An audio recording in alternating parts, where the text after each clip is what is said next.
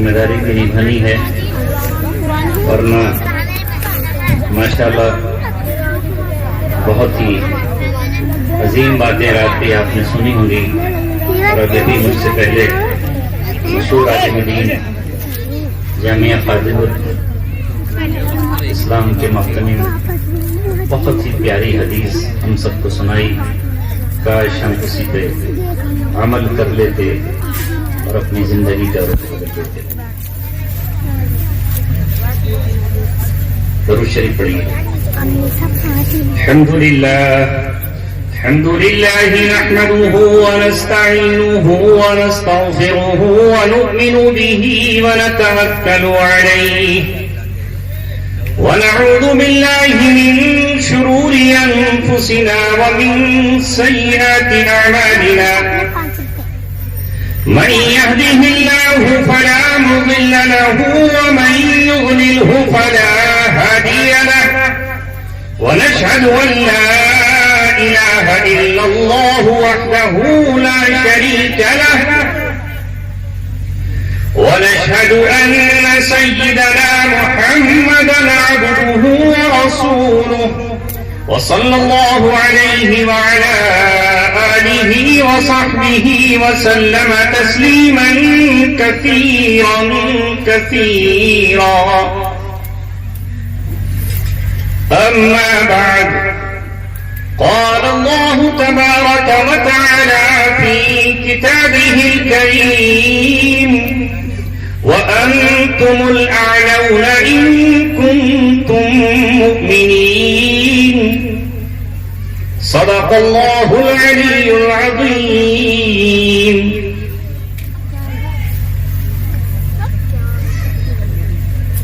رلاتا ہے تیرا نظارہ ہندوستان مجھ کو، کہ عبرت خیز ہے تیرا فسانہ سب فسانوں میں. رلاتا ہے تیرا نظارہ ہندوستان مجھ کو، کہ عبرت خیز ہے تیرا فسانہ سب فسانوں میں. چھپا کر آستی میں بجلیاں رکھی ہیں گردوں نے، انا دل باغ کے غافل نہ بیٹھے آشیانوں میں. یہ خاموشی کہاں تک، لذت فریاد پیدا کر. زمین پہ تو ہو، صدا تیری ہو آسمانوں میں. نہ سمجھو گے تو مٹ جاؤ گے ہندوستان والوں، تمہاری داستان تک بھی نہ ہوگی داستانوں میں. مجھے یاد ہے جب اس ادارے کا سنگ بنیاد رکھا گیا تھا تو اس وقت میں بھی اس مجلس میں شامل تھا اور مجھے بھی کچھ کہنے کا موقع ملا تھا. لیکن اس کے بعد محرومی، پابندی، مجبوری، معذوری، یہاں تک کہ کبھی ایسا موقع بھی آیا کہ آسمان کے ستارے نہیں دیکھ سکتے تھے، سورج کی کرنوں سے محروم، ہواؤں کے جھونکوں سے بھی ہزارہ دور.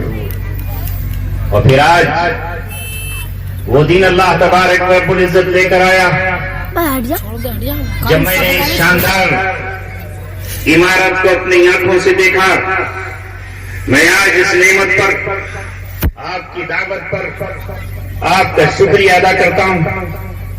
اپنے رب کے سامنے میں نے 2 رکعت نماز شکر ادا کی. مجھے زیادہ نماز پڑھنا چاہیے تھی. یہ آنکھ روشنی سے محروم بھی ہو سکتی تھی، یہ قدم لاچار بھی ہو سکتے تھے، ہاتھوں میں پڑی ہوئی ہتھکڑی پڑی ہو سکتی تھی، اور پیروں کی بیڑی ابھی بھی زنجیر بنی ہو سکتی تھی.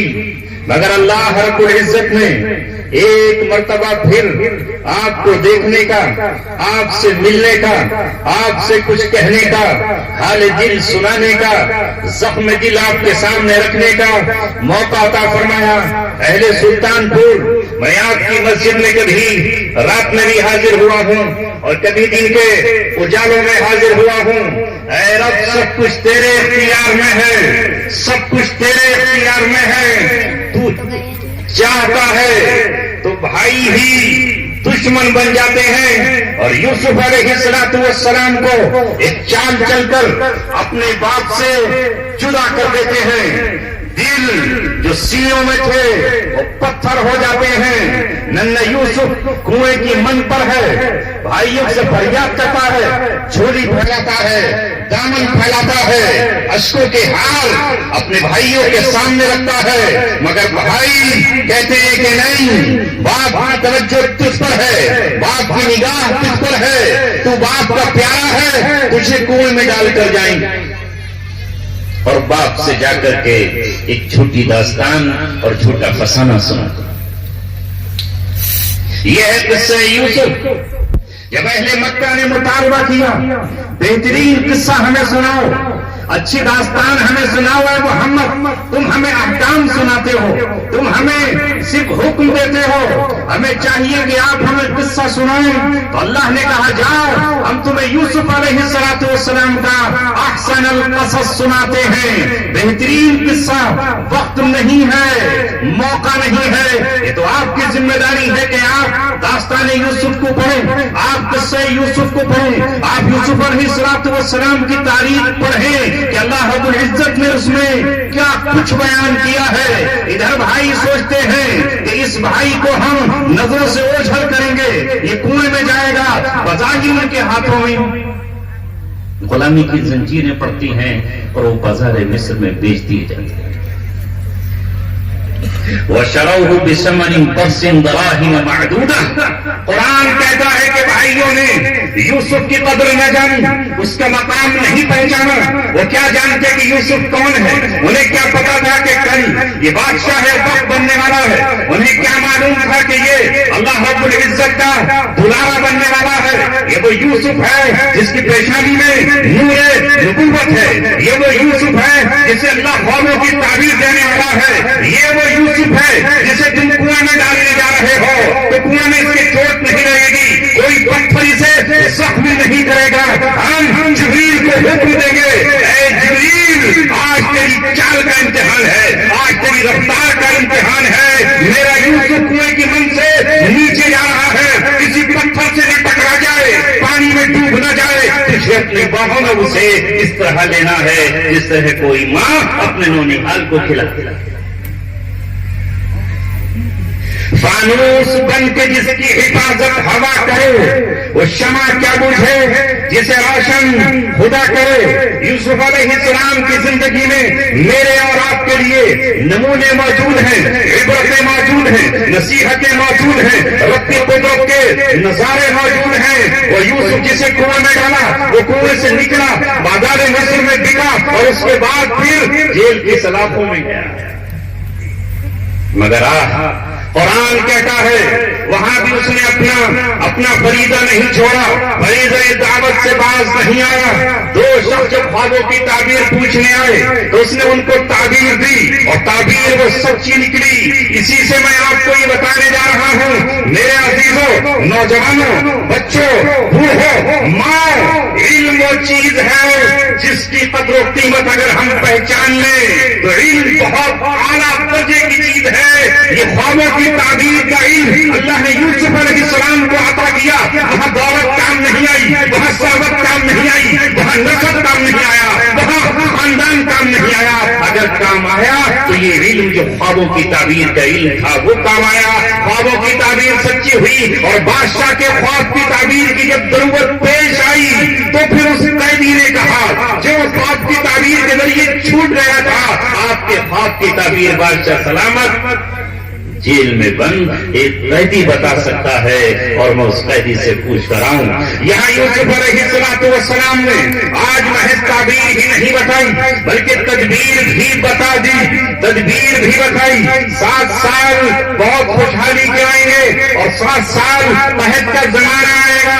7 سال جو تم پیدا کرو اسے بالوں ہی میں رکھنا، اسے گہانا مت، اسے نکال کے گھروں میں مت ڈالنا، پھر پوری دنیا میں قحط آئے گا، لوگ भूख मरेंगे और ये पिछले 7 साल तुम्हारे पास खजाना होगा। जब ये ताबीर बताई तो फिर यूसुफ अलैहिस्सलाम को जेल से निकाला गया, बारात का परवाना मिला, जुलेखा ने इकरार किया मैं ही गुनाहगार थी, मैं ही खताकार थी। इकरार किया उन औरतों ने जो हजरत यूसुफ अलैहिस्सलाम पर फितना बन चुकी थी, हम खताकार थे, ये पाक और पाकीज़ा है। उसके बाद अल्लाह ने यूसुफ अलैहिस्सलाम को बादशाहत अता फरमाई। भाई बादशाह बन चुका है, ये भाई तलाश हो चुके हैं, ये तहत में जा चुके हैं, ये भूख से परेशान है। अल्लाह कहीं नहीं है, अल्लाह अगर आज है तो मिस्र में है, इसलिए कि मिस्र में आज एक अमीन बादशाह मौजूद है।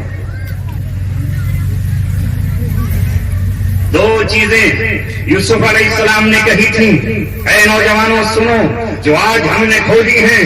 इन्नी हफीजुल अलीम, मैं हिफाजत करने वाला भी हूं तुम्हारे खजानों की, और मैं इल्म रखने वाला भी हूं कि किस तरह मुल्क चलेगा, किस तरह जमीन से खजाने उगेंगे, उनकी कैसे हिफाजत की जाएगी। वो करके दिखाया और अल्लाह ने कहा वकदालिका मक्कन्ना यूसुफ फिल अर्द, इस तरह यूसुफ को हमने जमीन में ठिकाना अता फरमाया।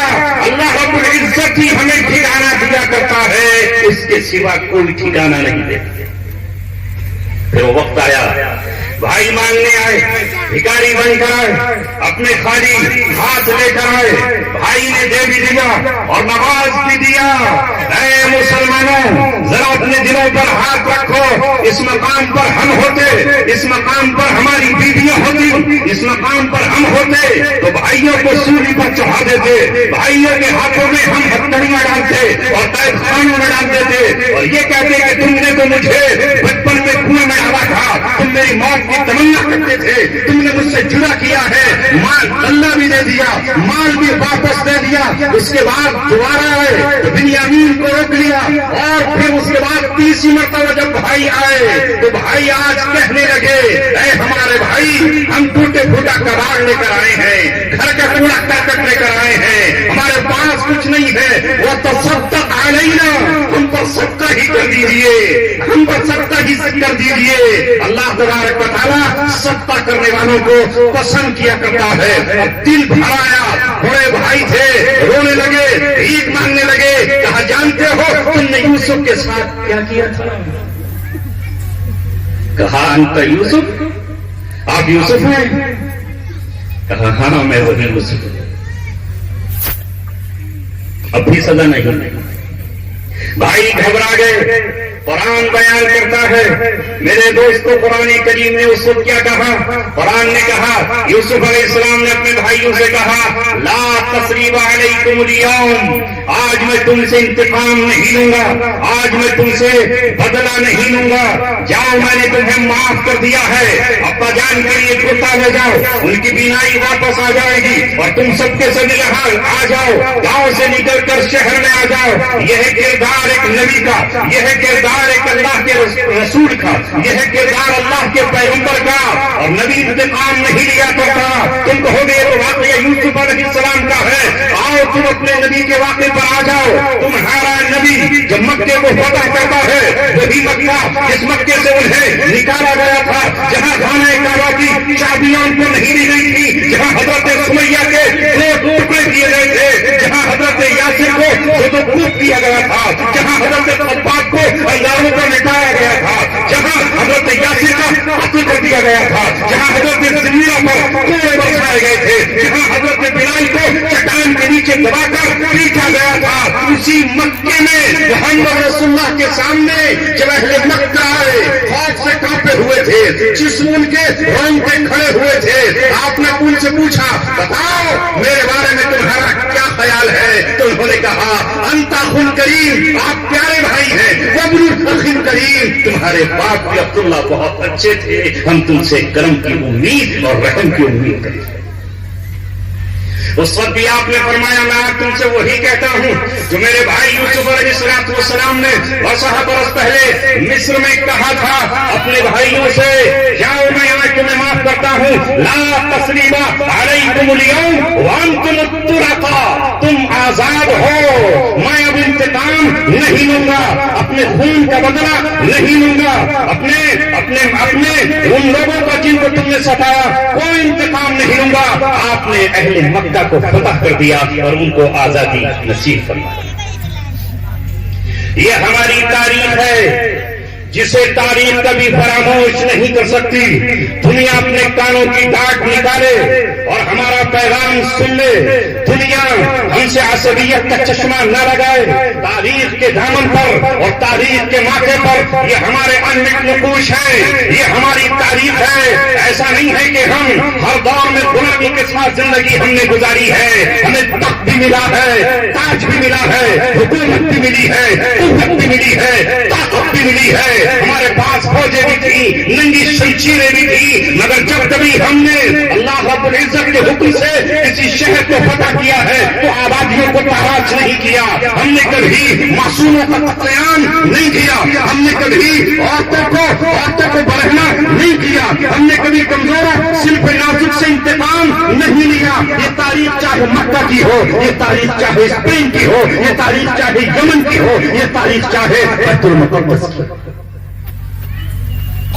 اس لیے کہ ہمیں اللہ رب العزت نے اس لیے بھیجا ہے کہ ہم اس کا پیغام دنیا میں سنائیں۔ اے میرے عزیزوں، دوستوں اور ساتھیوں، جب سے آپ نے اپنا فرض چھوڑا ہے، اپنا منصب چھوڑا ہے، زمین کراہ رہی ہے، آسمان خون کے سرخ آنسو رو رہا ہے، اللہ کا عرش فریادی ہے، پوری زمین پر آہ و کرا ہے، اس لیے کہ تم نے اپنا فرض منصبی چھوڑ دیا۔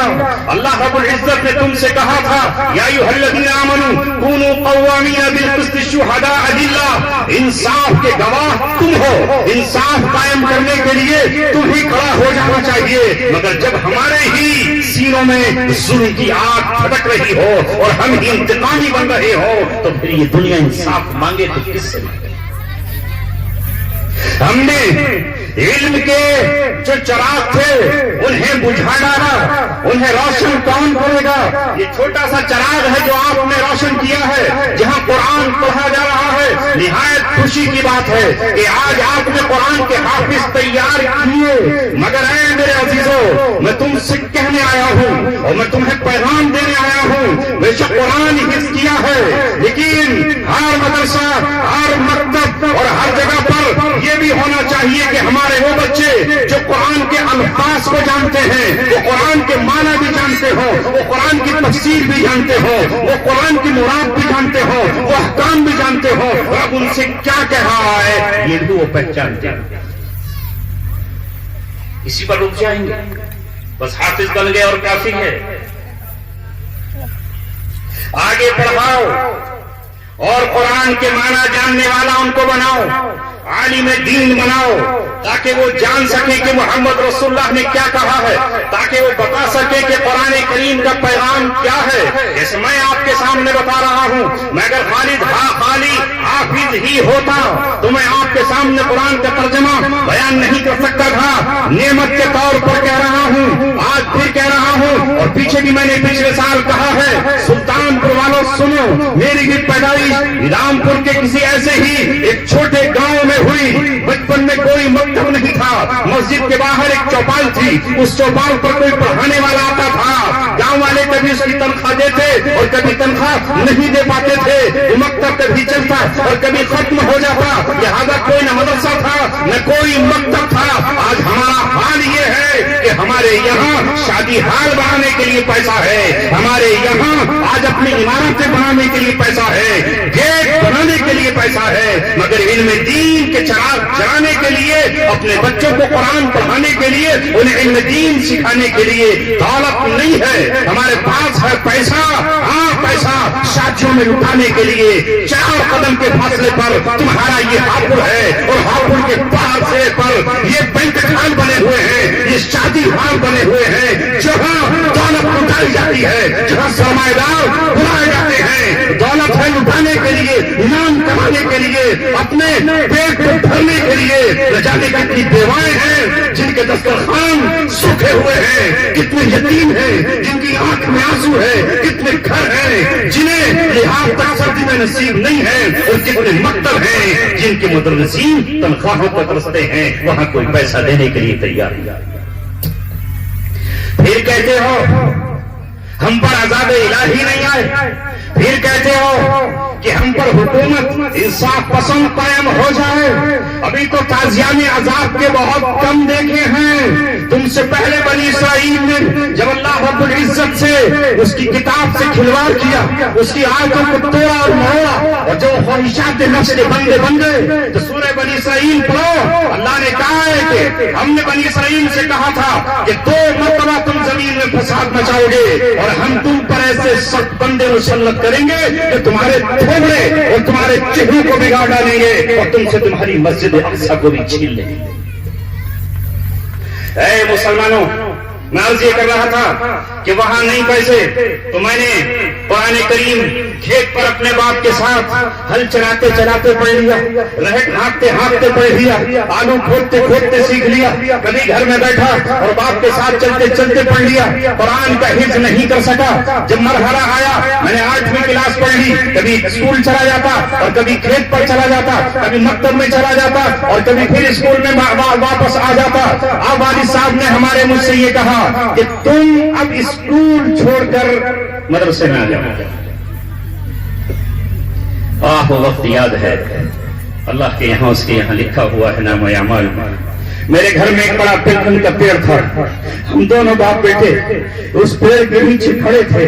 میں نے باپ سے کہا ابا جان میں قرآن حفظ کر لوں، پہلے مجھے حافظ بنا دیجئے، مجھے عالم مت بنائیے۔ میرے باپ قرآن کے قاری تھے، وہ حافظ نہیں تھے، وہ عالم نہیں تھے، وہ در یتیم تھے۔ انہوں نے کہا بیٹا قرآن کا حافظ صرف اس کے الفاظ جانتا ہے، الفاظ کو رٹتا ہے، اس کے معنی نہیں جانتا۔ عمر تمہاری بڑی ہو گئی، میرے بھی میں بھی بیمار ہوں، کہیں ایسا نہ ہو کہ قرآن حفظ کرتے ہوئے اسی پر رہ جاؤ اور مولوی نہ بنو۔ میرا مشورہ یہ ہے کہ تم پہلے عالم بن جاؤ، اور عالم بننے کے لیے حافظ ہونا شرط نہیں ہے۔ اللہ تعالیٰ موقع دے تو اس کے بعد قرآن حفظ کر لینا، پہلے عالم بن جاؤ۔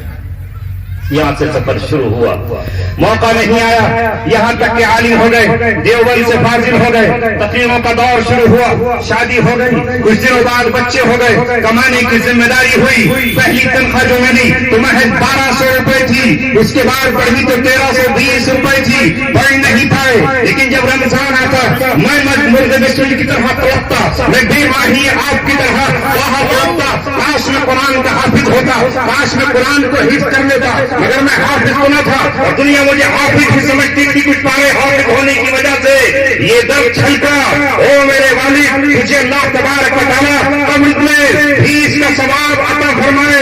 وہ پیڑ کے نیچے کھڑا ہوا تھا کہ باپ نے عالم بن جانا، 2000 سورہ آئی، اور اللہ تبارک و تعالیٰ نے کہا سارے علاقے سارے تعلقات توڑ دیے میں نے تیرے، نہ تو بیوی سے ملے گا، نہ بچوں سے ملے گا، نہ انسانوں سے ملے گا، چل تخلیے میں چل، تجھے قرآن کا حافظ بنانا ہے۔ جب میں ایمان پر پہنچا تو میں نے کہا برسوں کے بعد آج مجھے تخلیہ ملا ہے، آج مجھے اکیلا پن ملا ہے۔ میں جیل پہنچا اور وہاں پہنچ کر میں نے ارادہ کر لیا انشاءاللہ یہاں سے اپنے اکابر کو سنت کو زندہ کرتے ہوئے کہ ہمارے اکابرین نے بھی قید و بند میں رہتے ہوئے اس مقام کو یا تو خانقاہ بنایا ہے، یا درسگاہ بنایا ہے، یا علم حاصل کیا ہے، یا دوسروں کو سکھایا ہے۔ قرآن میں نے الحمدللہ حفظ کرنا شروع کیا، تو ساتھ یہ تھی کہ جلدی سے حافظ ہو جاؤں، کہیں ایسا نہ ہو کہ موت آ جائے، کہیں ایسا نہ ہو کہ میرے پاس پیغام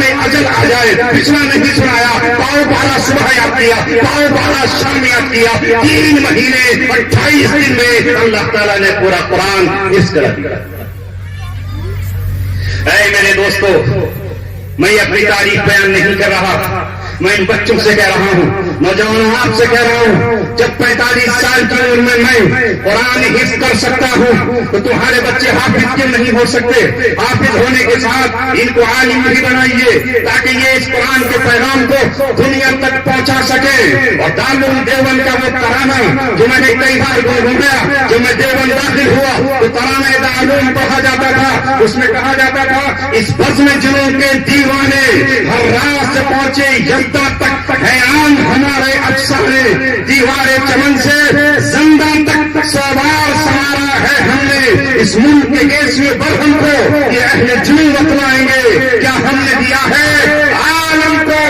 یہ ہمیں سب یاد نہیں آتا تھا، ہمیں پھر بتایا گیا مولانا شاہ الدین جیل پہنچے، مولانا حسین مدنی جیل پہنچے، اور ہمارے اکابرین جیلوں میں انہوں نے زندگیاں گزاری۔ کسی نے جیل میں بیٹھ کر علم السیغہ کتاب لکھ دی، کسی نے کوئی کتاب لکھ دی۔ لہذا ایک وقت آیا پھر 2016 میں کہ پھر یہ دارالعلوم دیوبند کا ادنا سا طالب علم جسے محض اس کی نسبت حاصل ہے، اس کے لوزہ سے نسبت حاصل ہے، اس کی دارالحدیث سے نسبت حاصل ہے، یہ شعر اپنے پر صادق آیا اور پھر اس کو ہم نے وہاں پھر گنگنایا، اس بزم جنوں کے دیوانے ہر راہ سے پہنچے یلدا تک، ہیں عام ہمارے افسانے دیوارے چمن سے زندہ تک۔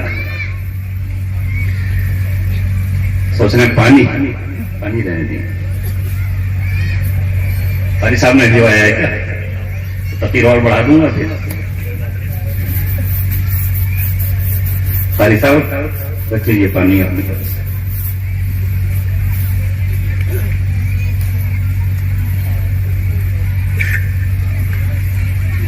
گرم ہو گئے تو پھر ٹھنڈی کر دی ہے، تیر چلائی کہاں ہے؟ خیر، کہنے کا مقصد یہ ہے علم حاصل کرو، یہ علم ہر جگہ کام آئے گا۔ جو آپ سنتے ہیں اندر گئے، بھائی نے زمین بانٹ لی، بٹ گئی زمین، میں اب صبر نہیں کر سکتا، لہذا زمین تقسیم ہوئی، دولت جو تھی وہ تقسیم ہوئی، جو بیوی کے زیور تھے بک گئے، اپنے پاس جو کچھ پلاٹ تھے وہ بک گئے، زمین تقسیم ہوئی، مگر رب دو جہاں کی قسم دنیا تقسیم ہو جاتی ہے، بانٹنے سے کم ہوتی ہے۔ جو 36 بیگھے زمین تھی وہ 13 بیگھے رہ گئی، لیکن علم کم نہیں ہوتا، یہ علم عزت عطا فرماتا ہے۔ یہاں تھے تو یہاں بھی نماز ادا کیا کرتے تھے، وہاں پہنچے تو وہاں بھی ہم نے مصلی پر کھڑے ہو کر یہ شعر گنگنایا، ہماری پھر امامت کی، ہماری پھر امامت پلٹ کر پھر امامت کی ہماری، دور آئیں گے نمازیں مصلی تم بچھاؤ گے، نمازیں ہم پڑھو۔ وہاں بھی نماز مغرب ہو، یہ نماز عشاء ادا کی، جمعے کی نماز تو ہوتی نہیں تھی، عید کی نمازیں وہاں ادا کی، اور علم کا الحمدللہ اس کی عزت یہ ملی کہ چھوٹے کام نہیں کرنے دیتے تھے کہ مفتی صاحب رہنے دیجئے، جیل سپرنٹینڈنٹ ہو وہ بھی مفتی صاحب کہہ کر پکارتا، ایس ہو وہ مفتی صاحب کہہ کر پکارتا۔ اس وقت مجھے یاد آیا، اپنے والد کی وہ باتیں یاد آئیں جب انہوں نے مجھے پڑھاتے وقت یہ کہا تھا، اگر عزت چاہتے ہو بھی چاہتے ہو، ہاں ہم بھی دولت کے لیے کارپینٹر بننا چاہتے تھے، ہم بھی دولت کے لیے مکینک بننا چاہتے تھے، ہم بھی دولت کے لیے کارپینٹر کا کام سیکھنا چاہتے تھے، مگر والد نے ہمارے یہ کہا، قرآن نے 1400 برس پہلے کہا ہے، وَلِلَّهِ الْعِزَّةُ وَلِرَسُولِهِ وَلِلْمُؤْمِنِينَ، اگر عزت چاہتے ہو تو پھر ایمان والے بن جاؤ اور عمل اختیار کرو۔ بڑے وہاں پر جو اپنے آپ کو کرمنل کہلاتے تھے، جو بڑے بدماش تھے، ہاں یہی جس کا آج نام چل رہا ہے لارنس بشنوئی، یہ ہمیں الحمدللہ سلام کرتا ہے۔ مفتی صاحب آئیے، کیونکہ ہمارے اپنے سلام کرتے تھے، اس لیے پیغام آپ کو تجربے کے طور پر دے رہا ہوں، علم حاصل کرو، علم دین حاصل کرو، امانت داری حاصل کرو۔ رہی یہ بات کہ تم ذلیل ہو جاؤ گے؟ نہیں ہو سکتا۔ اگر ایمان تمہارا مضبوط ہے، کہہ کے بات ختم کر رہا ہوں، وقت کی نزاکت کو سمجھتے ہوئے، سلطان پور والوں، نام سے خالی سلطان نہیں ہوتا، سلطان وہ ہوتا ہے جسے اللہ عزت عطا کرتا ہے۔ سلطان وہ ہوتا ہے، کون ہے؟ خواجہ معین الدین چشتی سلطان الاولیاء ہے۔ کون ہے؟ حضرت علی۔ مکان خیمے کا ہے، محل و قصر نہیں ہے، لیکن سلطان العارفین ہے۔ حضرت علی رضی اللہ تعالیٰ عنہ، حکومت اور طاقت تو یزید کے پاس ہے، لیکن سلطان حضرت حسین رضی اللہ تعالیٰ عنہ ہے۔ اللہ نے فرمایا وَأَنْتُمُ الْأَعْلَوْنَ إِن كُنتُم مُؤْمِنِينَ، تم ہی سربلند ہو، تم ہی عزت والے ہو، شرط یہ ہے کہ تمہارے اندر ایمان ہونا چاہیے۔ آپ کہو گے ایمان تو ہمارے پاس بھی ہے، چھوٹا سا ہے، ٹمٹماتا ہوا چلا ہے، ضعیف ہے۔ ایمان ہو مضبوط، ایسا ایمان کہ انگارے خود گلزار بن جائیں، ایسا ایمان کہ سمندر کی موجیں تمہارے لیے پھٹ جائیں، کہ حضرت موسیٰ علیہ السلام کے ساتھی کہہ رہے ہیں اِنَّا لَمُدْرَكُونَ، اے موسیٰ ہم پکڑے گئے، سامنے سمندر ہے، پیچھے فرعون کا لشکر ہے، یا تو ڈوب کے مریں گے یا تلواروں سے کٹ کے مریں گے۔ حضرت موسیٰ علیہ السلام کہتے ہیں اِنَّا مَعِیَ رَبِّی سَیَهْدِینِ، میرا رب میرے ساتھ ہے، رستہ ملے گا چاہے سمندر کی موجوں میں ملے۔ ایسا ایمان چاہیے۔ جب غار میں ہے حضرت ابوبکر صدیق رضی اللہ تعالیٰ عنہ اور محمد رسول اللہ صلی اللہ علیہ وسلم، ابو جہل کی ننگی شمشیریں اور قدموں کی آہٹ ان کے کانوں کو سنائی دے رہی ہے، اور ابوبکر کہتے ہیں اللہ کے رسول اگر انہوں نے قدموں کو دیکھا تو ماں نظر آ جائیں گے، ان کی تلواروں کی نوک پر چھان دیے جائیں گے۔ اللہ کے رسول نے کہا نہیں، لا تحزن ان اللہ معنا، ابوبکر گھبرانے کی ضرورت نہیں ہے، اللہ ہمارے ساتھ ہے۔ یہ ایمان ہونا چاہیے جو ابراہیم علیہ السلام نے جبریل سے کہا جبریل پرے ہٹ، مجھے تیری ضرورت نہیں ہے، میکائیل تیرے پانی کی ضرورت نہیں ہے، میں نے رب کی محبت میں اقدام کیا ہے اور فیصلہ لیا ہے، وہ چاہے مجھے جلانا تو میں جلنے کے لیے تیار ہوں، وہ مجھے چاہے گا بچانا تو اس آگ کی اوقات کیا ہے، یہ مجھے کہاں جلا سکتی ہے۔ بے خبر ٹوٹ پڑا آتش نمرود میں عقل تھی محو تماشا لبے بام ابھی۔ یہ ایمان جب ابراہیم کا آگ میں پہنچا ہے تو اس ایمان کو آگ نہیں جلا سکتی تھی۔ ابراہیم علیہ السلام آگ سے مسکراتے ہوئے معراج کی طرف واپس۔ بس میرے دوستو، ایمان مضبوط کر لو، قوت پیدا کر لو۔ یہ علماء اس لیے آپ کے پاس آتے ہیں، یہ مدرسہ ایک مرکز ہے، اس کی بدولت یہاں چلے آتے ہیں۔ بہت خوشی ہوئی مجھے، الحمدللہ ایسی بستیوں میں بھی ہم جاتے ہیں جہاں کے لوگ مدرسوں کو محبت کی نظر سے بھی نہیں دیکھتے، پیار کی نظر سے بھی نہیں دیکھتے، کبھی یہ بھی نہیں دیکھتے کہ یہاں کیا ہو رہا ہے۔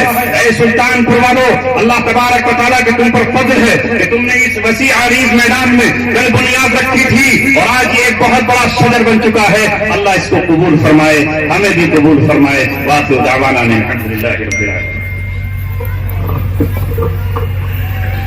اپنے عشق میں ضم کرنا، اے میرے کریم کرم کرنا۔